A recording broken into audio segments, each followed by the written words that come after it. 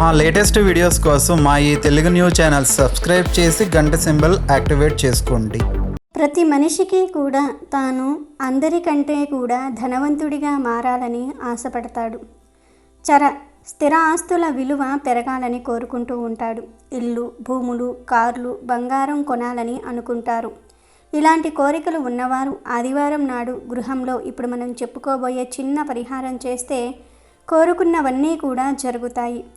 చరాస్తుల విలువ పెరుగుతుంది, అంటే మీ ఆస్తుల విలువ పెరుగుతుంది అని పండితులు చెప్తూ ఉన్నారు. మరి ఆదివారం ఏం చేస్తే ఇవన్నీ జరుగుతాయో ఇప్పుడు మనం ఈ వీడియోలో తెలుసుకుందాం. ముందుగా చిన్న కథను విందాము. రంగాపురంలో నివసించే గంగులు గజ దొంగ సాయంత్రం సమయాల్లో జన సంచారం లేని వేళల్లో దారి కాచి బాటసారులను దోచుకునేవాడు. అలా అపహరించిన సొమ్ముతో కుటుంబాన్ని పోషించేవాడు. దొంగతనం చేయటం మంచిది కాదని, ఎప్పటికైనా చేసిన తప్పులకు శిక్ష తప్పదని అతని భార్య లక్ష్మి ఎన్నోసార్లు చెప్పేది. అయినా భార్య మాటను గంగులు వినిపించుకునేవాడు కాదు. దొంగతనం చేయడానికి ధైర్యం కావాలి, నాకు ధైర్యం ఉంది, ఇదే నా వృత్తి అని గొప్పగా సమాధానమిచ్చేవాడు. అలవాటులో భాగంగా ఓ సాయంత్రం జనసంచారం లేని సమయం చూసి దారి కాచాడు గంగులు. కాసేపటికి ఒక వ్యక్తి అటువైపు రావటం గమనించాడు. ఆలస్యం చేయకుండా ముసుగు వేసుకుని అమాంతం అతడిని అడ్డుకున్నాడు. చేతిలో ఉన్న పదునైన కత్తిని అతడికి చూపి, నీ దగ్గర ఉన్న డబ్బంతా ఇవ్వకపోతే చస్తావు అని హెచ్చరించాడు. బాబు, నా స్నేహితుడి దగ్గర తీసుకున్న 500 వరహాలు తిరిగి ఇచ్చేందుకు బయలుదేరాను. దయచేసి నన్ను ఏమీ చేయకు, నా దగ్గర ఉన్న డబ్బు దోచుకోకు అంటూ ఆ బాటసారి దీనంగా వేడుకున్నా సరే గంగులు వినలేదు. అతడి దగ్గర ఉన్న మొత్తం డబ్బు లాక్కొని, ఎవరికైనా చెబితే నీ ప్రాణాలు కూడా పోతాయి, జాగ్రత్త అంటూ బెదిరించాడు. రెప్పపాటులో అక్కడి నుంచి పరారయ్యాడు.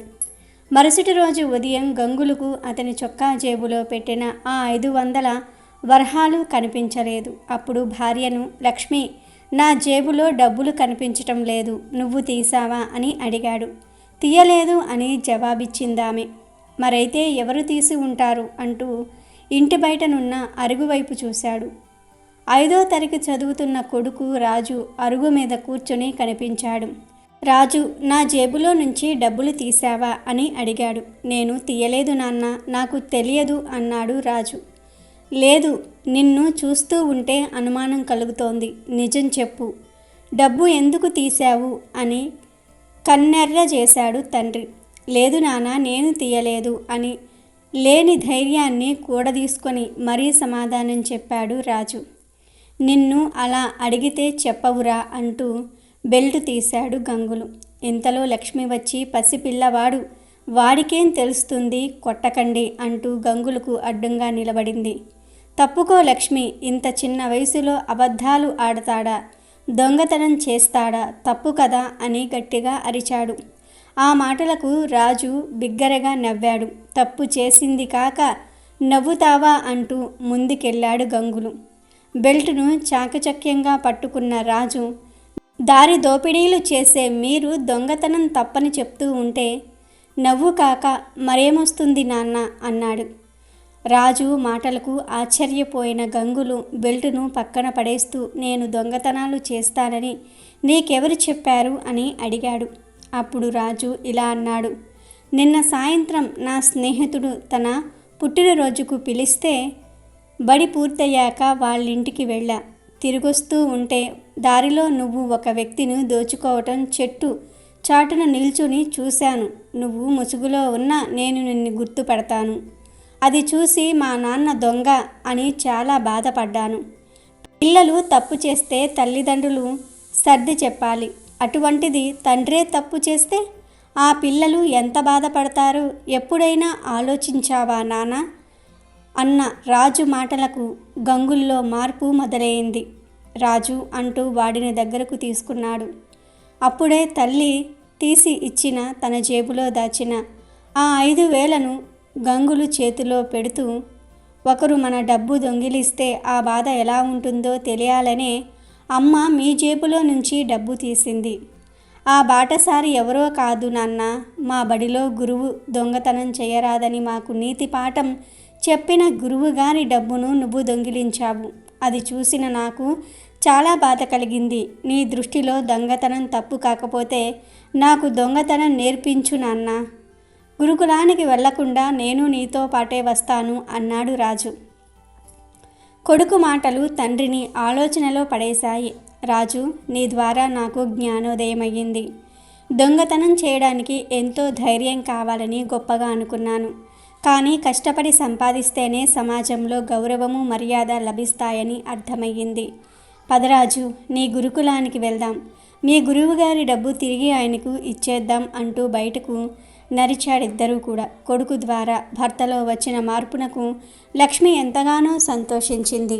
ఇక వీడియోలోకి వస్తే చాలామంది తమ ఆస్తి పెరగాలని, ఆస్తి విలువలు పెరగాలని కోరుకుంటూ ఉంటారు. ఇల్లు, కారు, బంగ్లా, భూములు ఇలా అన్నీ కొనాలని కోరుకుంటూ ఉంటారు.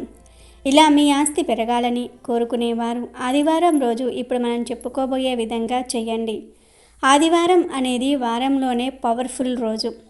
ఈ రోజున సూర్యునికి నమస్కారం చేసి ఒక చెంబులో లేదా గ్లాసులో నీటిని, అంటే మంచి నీటిని తీసుకొని ఆ నీటిలో కుంకుమ పువ్వు లేదా కుంకుమను చిటికెడు కలపండి.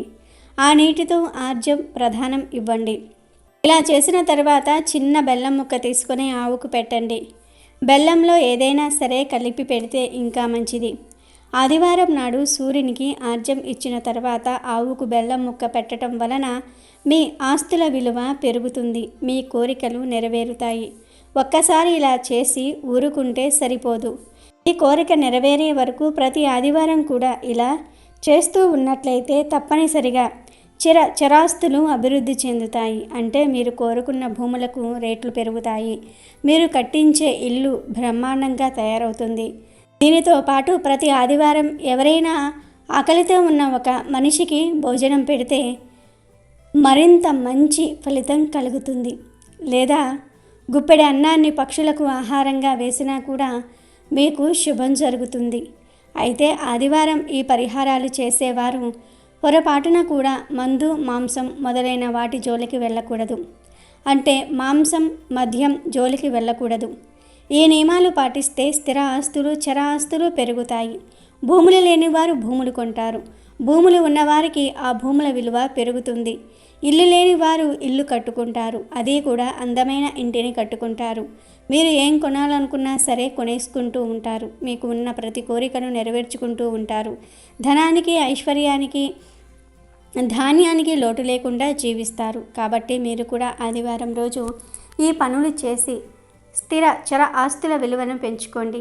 అందరికంటే ధనవంతులుగా మారి హాయిగా జీవించండి. వీడియో నచ్చితే లైక్ చేయండి, షేర్ చేయండి, బట్ సబ్స్క్రైబ్ చేసుకోవడం మర్చిపోవద్దు.